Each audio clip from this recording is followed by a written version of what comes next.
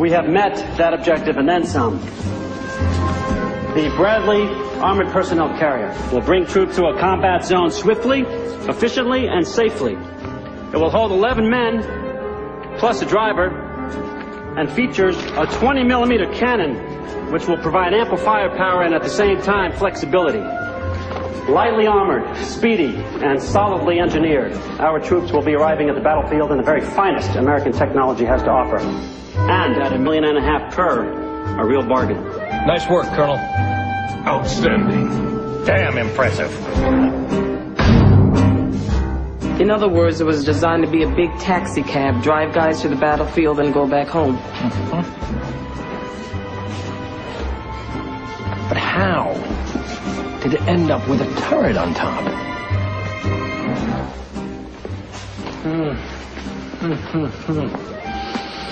Well, this is all well and good, Colonel Smith, but... Something wrong, General? Well, with this gorilla in production, I don't suppose there's going to be anything left in the budget for my scout. Doubt it, Bob. You don't need scouts. You have radar, air recon, satellites. You always need a scout. And you know what I'm thinking? Why couldn't this thing serve as a scout? But it's a troop carrier, General. But this is a speedy vehicle. Why can't it be both? Well, for one thing, it's too big. And for the other, you can't really see out all that much from inside. Sounds like a design flaw to me. Design flaw? No. No, we'll just stick a turret on top with lots of opticals. But then, sir, it'll be even bigger. Well, what's your problem, Smith? Not elegant enough for you? Well, the thing is, General, it's kind of hard to do a sneak and peek when you're over 10 feet tall. He's got a point, Bob. Well, all I know is we need a scout. This is fast enough to do the job, and it's funded. Well, actually, we're a hair over budget. You turned the Bradley into a scout. We're going to be selling them off to some El Presidente de Chimichanga in no time. Anything for surveillance ends up south of the border before the paint even dries. When you needed that anti-aircraft gun, who backed you up on that? You did, Bob. And who testified to appropriations on behalf of that gun? You did, Bob. I'm talking to appropriations next week. Now, do I sell you on my scout or do I not?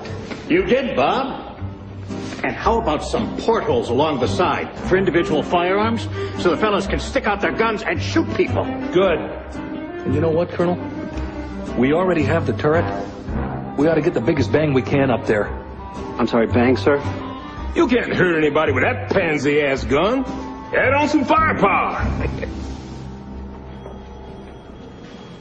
Where am I supposed to fit the extra ammo? I don't know. Can't you just shift things around? Make some room. You already got 4,400 rounds of machine gun ammo. Now you want to add 25-millimeter shells. General wants his ammo. He can't have his ammo unless he runs alongside this thing carrying it. Well, can't you just squeeze it in? No. Oh, come on, just squeeze it in. We're not trying on Levi's here, Colonel. Are you telling me that in a vehicle this size you can't find room for a few rounds of ammunition? Not in its current configuration, no, sir. So the configuration's wrong. There must be something you can dump. Dump, sir? Something you don't need. General, the interior is very spare. Besides the ammunition and the men... Maybe you can leave one of the fellows behind. With the ammo where the men go. Sir, it is a troop carrier. So? Make a couple extra trips. What's the difference?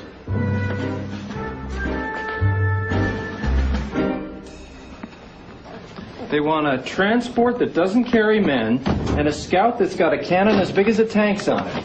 And portholes.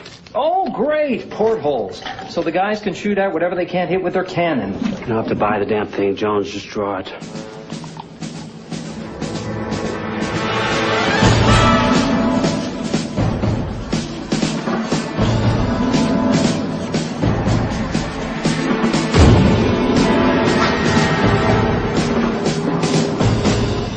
That's one hell of a cannon. That's the problem. Why? You go out in a battlefield with this pecker sticking out of your turret, and the enemy's going to unload on you with all they got. Might as well paint a big red bullseye on the side. But it's a troop carrier, not a tank. Do you want me to put a sign on it in 50 languages? I'm a troop carrier, not a tank. Please don't shoot at me.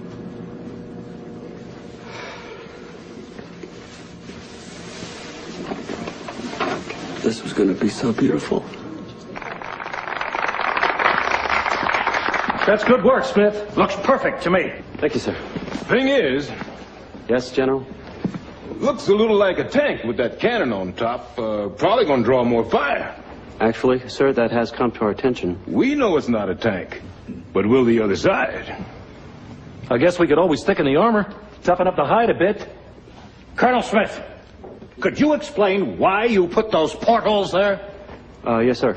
As per your request, so the men could shoot out at the enemy. You're joking, aren't you? Besides, portholes? What are we in now, the Navy? Say, you think you could make this thing amphibious? You know, get the troops across a river? No. No, sir. No.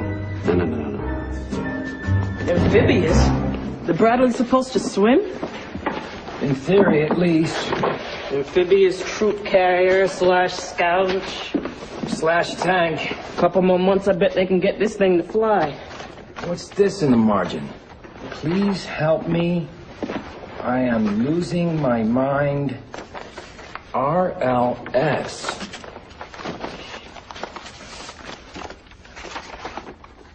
Lieutenant Colonel Robert Laurel Smith, head of oversight and development. Aluminum. This thing's got an aluminum skin. Huh? Anything an enemy tank fires at is going to go through it like a hot knife through butter. We're doing the specs on using steel rather than aluminum. Of course, steel is much heavier than aluminum, so it won't go as fast. No, we can't lose speed. We lose speed, it won't work as a scout vehicle. It won't keep pace with the M1 tanks either. Thicker armor's a reactive measure. Let's think proactive here. I say equip the thing with anti-tank missiles. Then it can blast those enemy tanks before they get a chance to fire. What do you think, Colonel?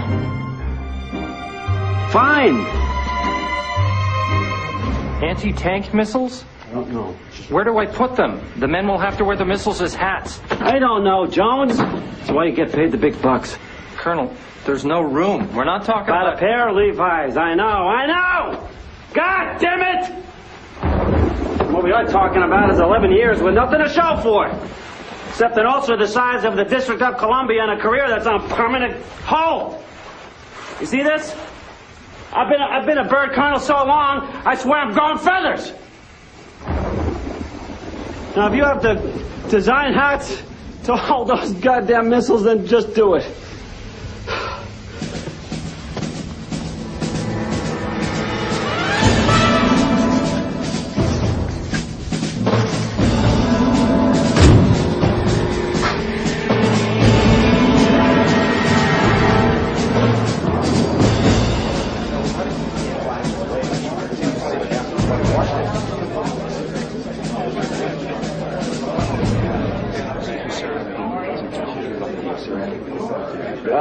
Ladies and gentlemen, if I can have your attention, please.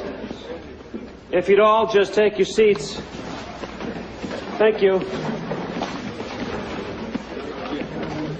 We are pleased to present a scale model of the new Bradley fighting vehicle.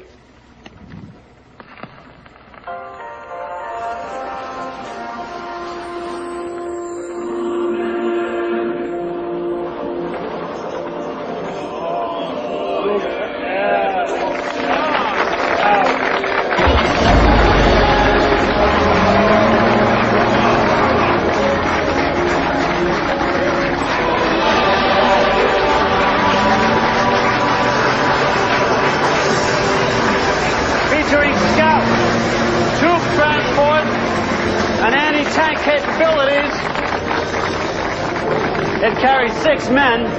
How many was it supposed to carry?